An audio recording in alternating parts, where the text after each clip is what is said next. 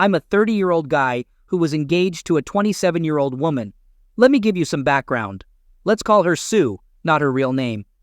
We met at a friend's engagement party, and man, she was stunning. Blonde hair, tall, skinny, and beautiful. Plus, she had a killer sense of humor, and we hit it off at the party. We started dating, and I knew from the start that she was the one I wanted to be with forever. I popped the question and asked her to move in with me, but she hesitated. I figured maybe she wanted to keep her independence, which I respected. Most of the time, I ended up staying at her place since I had a house in the suburbs that I almost paid off, and she lived in the city. It was convenient, and I didn't mind spending nights at her apartment instead of driving back home. She was a nurse, so sometimes I had to stay alone in her place when she had late shifts.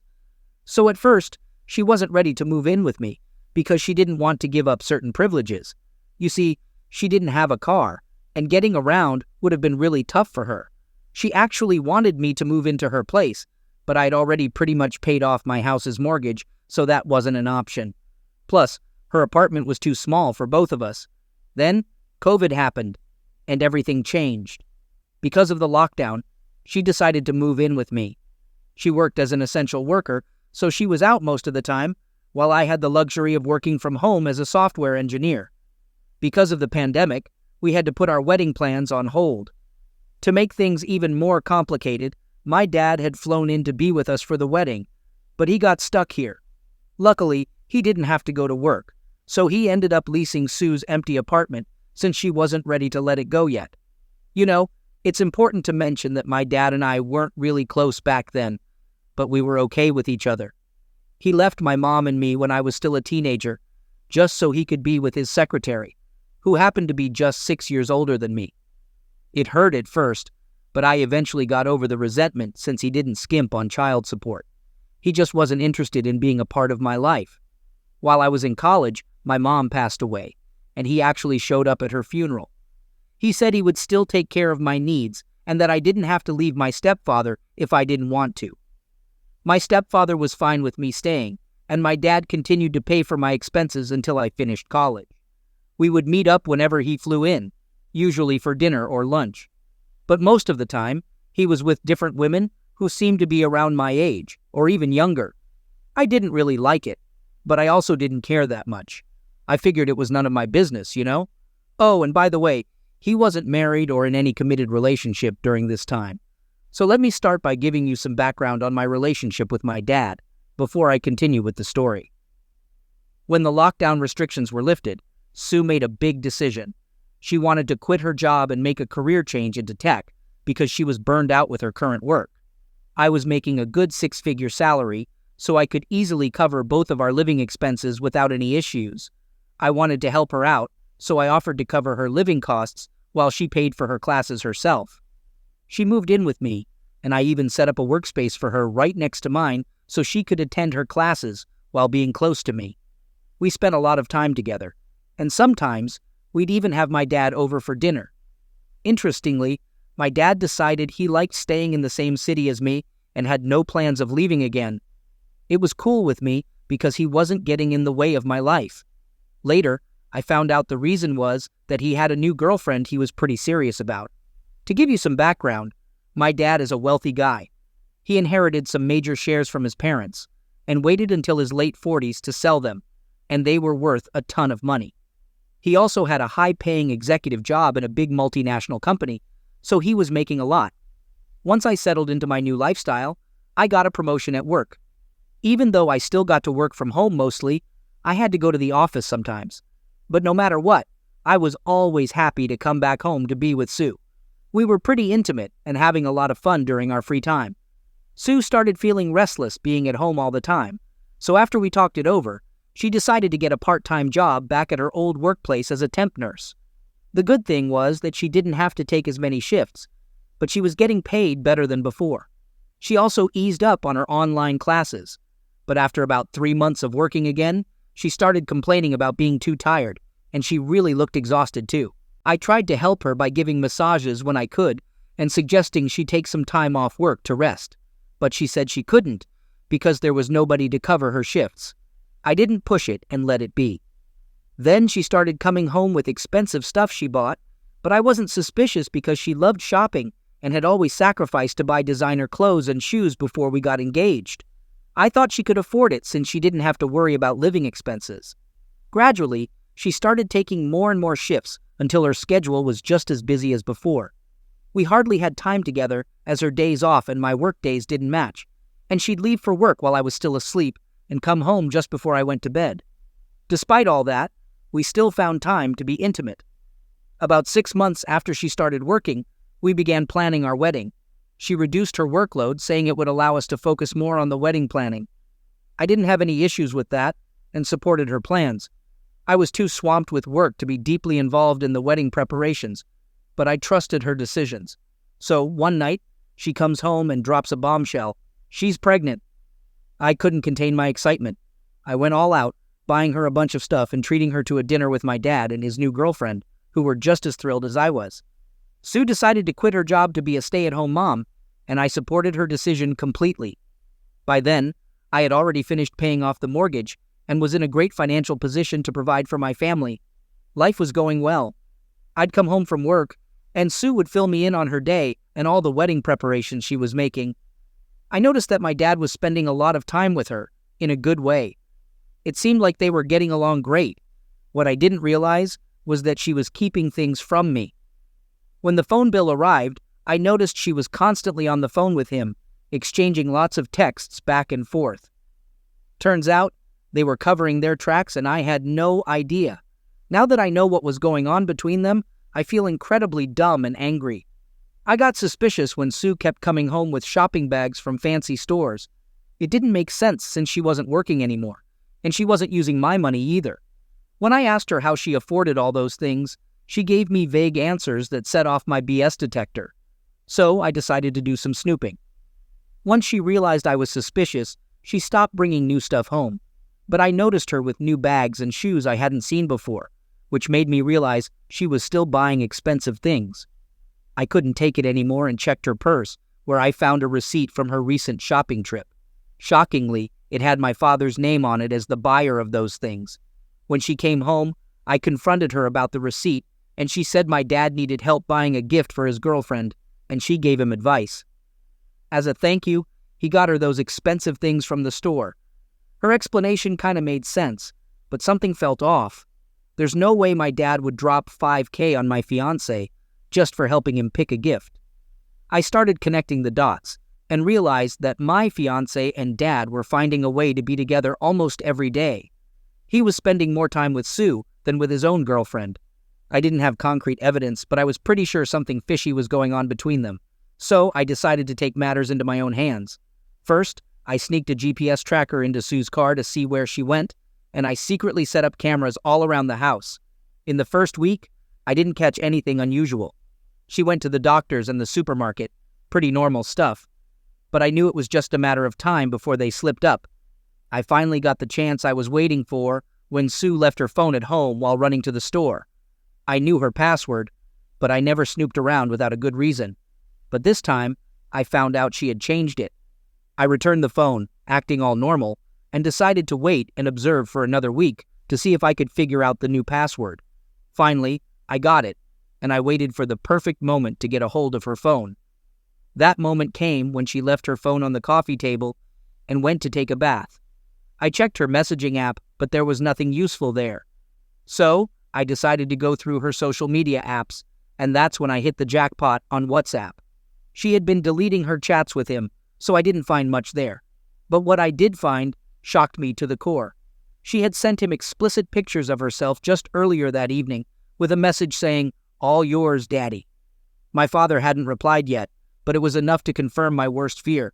My own dad and my fiancée were having an affair behind my back. The next couple of days were a living nightmare for me. I couldn't handle it anymore, so I decided to take a break from work and go camping to clear my head. But the night before I was supposed to leave, I saw Sue's phone lying around again, and an idea struck me. I installed an app on her phone to spy on her messages in real time and set it up to get notifications whenever she used WhatsApp. Then I packed my things and headed to a city hotel where I drowned my sorrows in alcohol all day. The next morning, I woke up with a hangover but a bit of clarity. If I wanted to confront this situation, I needed solid evidence. I kept a close eye on her messages in real time and saw that she had texted my father almost right after I left the house. After a couple of hours, I watched through the cameras I'd set up and saw my dad's car pull into my driveway. And there it was, the heartbreaking scene. My soon-to-be ex-fiancée welcomed him with a hug and a kiss. She was even wearing the lingerie set I had bought for her on Valentine's Day, the one she hadn't even worn in front of me, but she put it on for my father. I couldn't just let it slide. Both of them needed to face the consequences of betraying me. I secretly recorded their affair and kept the file hidden on my cloud, making sure Sue had no reason to check so she wouldn't know I was on to her and my father. I decided to stop drinking and started plotting my revenge. We still had 3 months until our planned wedding date, but I had to end things before then because I couldn't imagine marrying her again. After my break, I went back home on the 3rd day as planned. There was no trace of my father, as if he had never been there. Sue greeted me warmly and tried to initiate intimacy, but I turned her down. Just being in the same room with her disgusted me. That night, while she slept, I stared at her, wondering how she could lie to my face so easily, and why. I looked around the room and noticed new things, stuff I wouldn't have seen if I wasn't paying attention. There was a new winter coat she couldn't have afforded on her own, and I figured my father must have gotten it for her. As I watched her sleep, I had dark thoughts of wrapping my hands around her neck. The temptation was strong. I dug into her other messages and found out she had been talking to 3 other rich older guys before my dad got involved. When I checked her phone, I found videos of her doing sexual stuff with those men. The last time she had contacted them was before she moved in with me. Now it was clear that she didn't want to move in with me initially, so she could have the time and privacy to sleep with these guys. This discovery explained why she took on extra shifts and why she rushed to go back to work after retiring. It also made sense why she kept bringing home expensive purchases. The sad part was that I had always bought her costly gifts, hoping she'd stop starving herself because I knew how much she liked nice things. I took screenshots of all the messages and printed them out, keeping the videos I found hidden along with the one of her with my dad. The first step of her revenge plan was to become financially dependent on me. I pretended to have a change of heart, telling her I'd pay more attention to her and the baby. I made sure to cover almost everything she wanted, trying to make her feel secure. I'd go out and surprise her with things I knew she liked, while also telling her to stop spending her own money and just ask me. She agreed, being the greedy person she was. I wondered what she told my father, but after that, she stopped bringing new stuff home. I convinced my dad to buy a new apartment in the city so he could spend quality time with his girlfriend, who was also clueless about his cheating. My dad even said he was going to propose to her, and I pretended to be happy because it added a new twist to my plans. While I was spending more time with Sue, she still found moments to text my father and meet up with him. I could see everything happening in real time, but I didn't say anything. At that point, I wasn't even heartbroken anymore. I just wanted to put them through hell for what they did to me. My dad got a new apartment and moved out of Sue's place. I convinced her to sell the apartment and invest the money for the long term. I suggested she buy some crypto, but it was a shaky coin that might go belly up soon. Surprisingly, she agreed, and I helped her with the whole process. Taking control of her finances, I discovered that she was almost completely broke. Apparently, instead of getting money from her sugar daddies, she only received gifts. And since she stopped working, she had no income at all. I kept gathering evidence leading up to the wedding. My dad asked if he could propose to his real girlfriend during the rehearsal dinner, and I reluctantly agreed. The printouts of their conversations had piled up, forming a thick book's worth of evidence. I went to a guy who ran a publishing company and asked him to turn the printout into small books, making around 30 copies. That way, I could give them out at the wedding rehearsal, and there would be enough for everyone attending, including Sue's family and friends. I compiled everything into the book, which I titled Sugar Baby Sue. I was sure it would make a big impact. I spoke with the wedding planner and arranged to include the book in the gift bags for everyone at the rehearsal dinner. The wedding planner read the book and got all flustered. I warned her not to say anything to my soon-to-be ex-fiancée if she didn't want to lose her bonus. I also asked her to cancel all the wedding bookings since it wasn't happening and to keep things low-key. Thankfully, I managed to get my money back from some of the vendors we had hired for the wedding. I created a video montage from all the videos I had and added special effects to make it more impactful. I sat down with my father's girlfriend and spilled the beans about everything that had been happening between the man she loved and the woman I loved. She was devastated and wanted to break up with him right away, but I pleaded with her to wait until I had completed my revenge. During the wedding rehearsal, when my father took the microphone and started talking about marriage and how Sue and I would be a perfect couple, I secretly signaled the DJ and my father's girlfriend. While my dad was talking, the DJ prepared to play the video I had sent him. When my father presented the ring he was going to use to propose, the whole audience gasped. He thought they were shocked by the ring, but it was actually because of the video playing in the background. Everyone was horrified. At the end of the video, I made a little speech telling them to check the special book in the gift bags. The party ended with Sue's parents yelling and screaming at her. I left without her and went back home. While we were at the party, I had Sue's belongings arranged outside the house and changed the locks and passcodes so she couldn't get back in. I think she managed to get a ride home because I heard her knocking on the door late at night. The next day, I sent her a long message making it clear that I wanted nothing to do with her anymore. I told her not to use the child as an excuse to stay in my life. I said that when the baby was born, she should have her lawyer contact mine so we could do a DNA test. Only the results would determine if I would ever talk to her again. I didn't bother texting my father. I blocked them on social media and changed my phone numbers. I even sold my house and bought an apartment in the city. I cut off all contact with them completely. Update. It's been 9 months since then, and Sue contacted me through my lawyer. The baby was 3 months old, and she wanted to do the DNA test. The results came in, and I am not the father of the baby, and neither is my father. I can finally remove her completely from my life. Story 2. Let me start from the beginning here. Yesterday, I had a meeting with my fiancée at our wedding venue to finalize some details, as we're getting married in 4 months. We drove there separately since she was coming straight from work. Towards the end of the meeting, she mentioned that her friend needed a ride home, and she asked if it would be okay. I didn't think much of it since I know her friend well, and it wasn't too far from our place. Once I got home, I tried to reach my fiancée for the next 3 hours, but she didn't answer. At around the 1:30 mark, I texted her friend to check if everything was all right. I was really worried. Finally, my fiancée came home and said sorry for taking so long. She hung out with her friend for a bit before heading back. I was okay with it, but asked her to keep me informed next time. But then, her friend replied a few minutes later saying, "Sorry, I couldn't make it to the venue. I didn't see your fiancé tonight." I was confused and asked her why she would say that. She replied saying she didn't know and walked away. At this point, I was really suspicious and felt something was off. I've never done this before, but I checked her phone records. Yes, I did it, and I don't regret it. I noticed that when she went outside, she called her friend who texted me right after she went out. I also saw a 1-hour call with a number I didn't recognize while she was on her way to the venue. I started asking her various questions about the rental place they went to and other things. She answered quickly, and her explanations seemed legit. I thought, maybe I'm overthinking this. I should calm down and sleep on it. This morning, I asked her to show me the text from her friend asking her for a ride, and I said I would apologize for questioning her the night before. However, she refused to show me. Then I confronted her about the call I saw on her phone while we were driving to the venue, and she said it was the friend she picked up later. I knew right then she was lying because I had checked her phone records, and it didn't match. She then changed her story, saying she needed to meet a coworker named Michael to discuss a patient. I was confused and asked why they couldn't discuss it over the phone.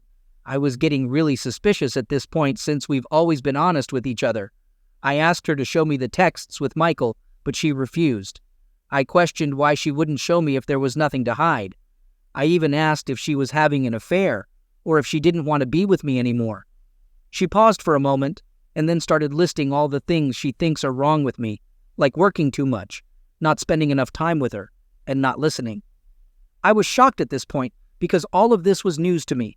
I started putting things together and realized something fishy was going on.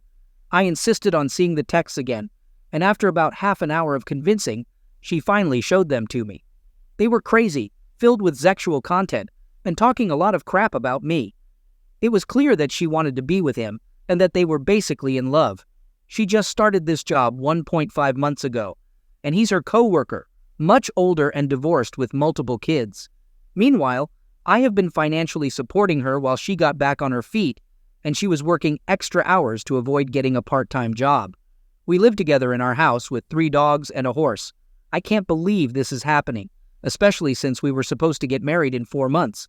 I'm feeling lost and don't know what to do. Any advice would be appreciated. Update. So I finally had a chance to talk with her tonight and sort things out. But, once again, she tried to put the blame on me for what she did. She justified her cheating and lying, saying it was because I didn't communicate well and didn't listen enough. According to her, if I had been a better listener, she wouldn't have started talking to that guy.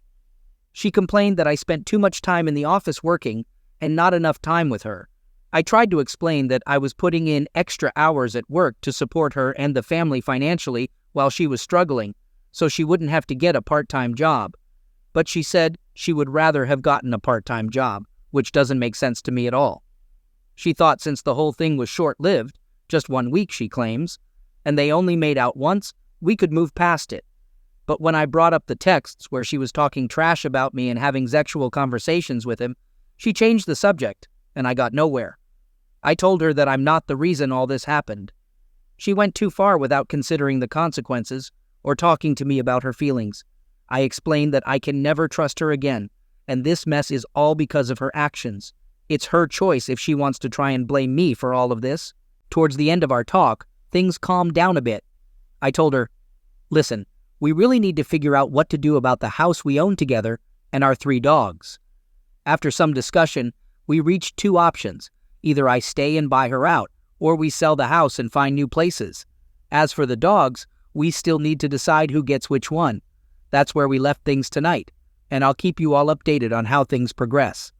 I'm curious to know what you all would do about the house. I can handle the financial aspect alone, but it's a big place with nearly 3,000 square feet and 5 acres of land, mainly bought for her horse. She's taking the horse with her and boarding it at a barn when she leaves. Update. Day 3. I had a long 3-hour talk with her tonight. We discussed our relationship and what led to everything that happened. It started with her pointing out what I did wrong in our relationship. Lack of communication, spending too much time working and on my phone. I can't deny any of these points. My reason for working so much was to support the family. I run an e-commerce business on the side, and I'm the only one handling customer service, so deals happen around the clock. I'm always on the clock. I should have been better about putting my phone aside and responding to people the next day. The lack of communication was a two-way street, and a perfect example of that is the fact that I had no idea she was unhappy with any of this. She never communicated it to me. She said she felt I would have gotten upset if she told me, but she never gave me a chance to work on it. I know I'm not perfect, and many times I do or say things that she misinterprets as rude. For instance, a week or 2 ago, I was trying to help her with a budget to tackle her financial problems and set up a plan to get her back on track. Just to note, I work in finance and do this kind of stuff for clients all the time. She mentioned she owed me around $1,000 and said she'd pay me back on her next paycheck. But when we went through the transfers to our joint account, it turned out to be over $5,000. I didn't mean to make her feel bad. I just wanted her to realize how much I've been contributing. Unfortunately, she took it as me trying to humiliate her.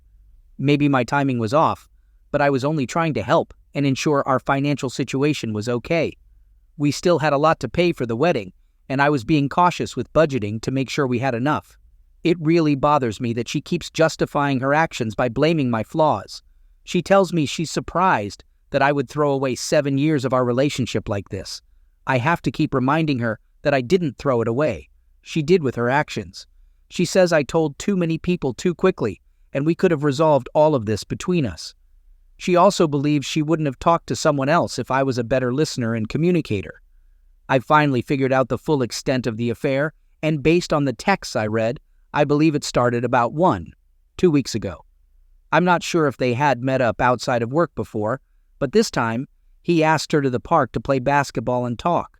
They ended up making out, and while I'm pretty certain it didn't go further than that yet, I believe it would have in the near future. She insists he's not her boyfriend, and tonight she's gone off somewhere, and I'm guessing it's with him or a girlfriend. Living together is awkward right now, but I hope this gets resolved soon. I think she wants us to get back together and work things out. The main issue was a lack of communication that built up over time while we lived our boring, simple life. We never discussed this problem, and instead of talking to me, she acted out and spoke badly about me behind my back. She can be very sneaky, and I don't know if I can trust her completely again.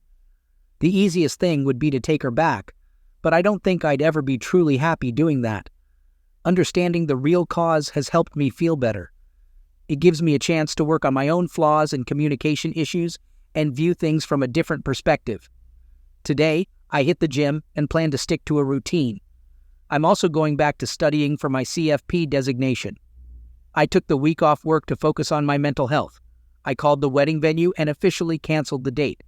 We got some money back, but we still lost a bit unless someone else takes the date. I updated her parents again to keep them in the loop.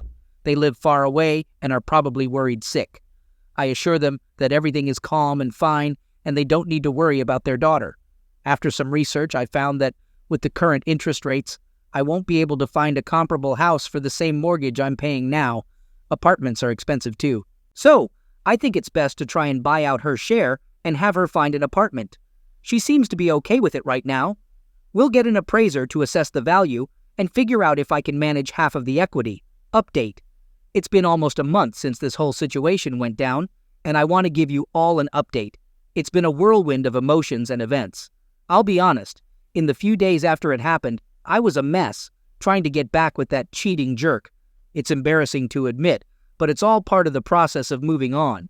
In that vulnerable state, I tried everything to make things right and better, but nothing worked. She told me she had to choose between me and him, and she chose him. That's when I finally woke up and realized I had let my self-worth plummet. I needed to step back and focus on myself and what's best for me. It's tough after 7 years of putting someone else first, but that's exactly what I've been doing since. I moved our joint savings to my own checking account.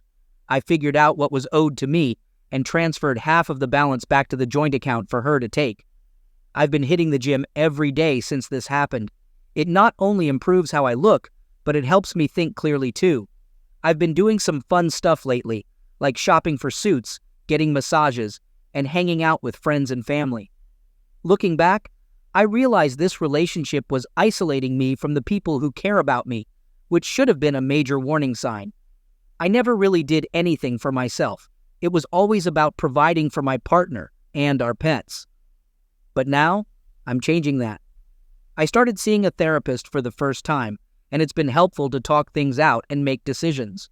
I might even continue therapy after this situation is resolved to keep improving myself. As for the living situation, I'm still in the same house with my ex. She's sleeping in the guest bedroom, and we only communicate about practical stuff like feeding the dogs. I think she's a terrible person, and no matter what I say, she blames me for everything. It's ridiculous because she accused me of being a bad communicator, but then she couldn't communicate her feelings and ended up cheating. It's like she's living in her own delusional world. I've given up trying to reason with her because it's pointless. I've been keeping things moving by putting the house up for sale. I reached out to an agent, and after hearing their proposed sale price, my ex asked me to contact 2 other agents for their opinions. It wasn't fair, but I went ahead and set up all the appointments and met with them. Eventually, we chose the first agent we talked to. We got the pictures taken on Sunday and listed the house for sale that same night. The open house is set for next Saturday, and we're already getting a lot of attention on the real estate websites. My ex will be taking the horse to a barn, though we haven't decided where yet.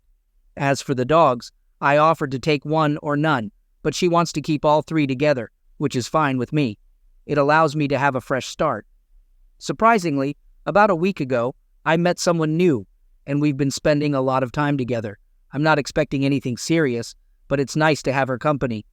She's been really supportive since she's been through a similar situation in the past. Talking to a kind, thoughtful, and independent woman has been a real eye-opener for me.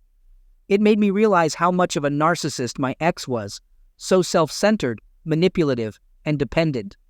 I wish I had listened to the warnings from my family and friends much earlier. I got caught up in a simple routine, not really enjoying life, but just going with the flow because it was comfortable. We had a nice house, lots of land, and great pets, so I didn't want to disrupt things. But now, stepping back and reflecting, I see how much I missed. Some might say I wasted my time, but I'm choosing to see it as a learning experience. From now on, I won't ignore red flags, and I won't fall into the trap of settling for simplicity.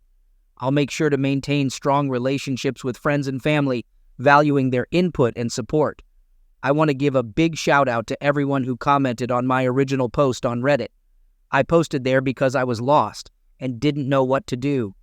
You all, complete strangers, took the time to help me, and that means the world to me. I read every single comment, and they all played a part in getting me to where I am now. I'm excited about the next chapter of my life, wherever it may lead. Thank you all sincerely.